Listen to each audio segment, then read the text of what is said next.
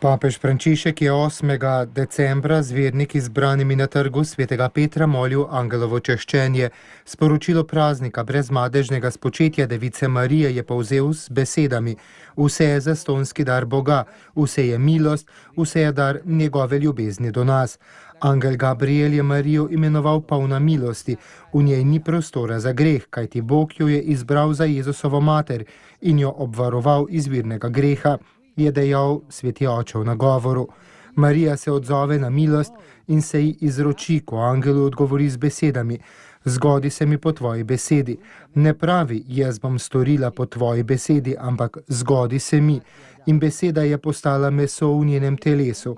Papež Frančišek je dodal, da smo tudi mi naprošeni, da poslušamo Boga, ki nam govori in sprejemamo njegovo voljo.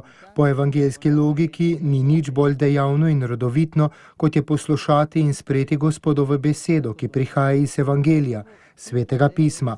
Gospod nam vedno govori, je dejal papež Frančišek.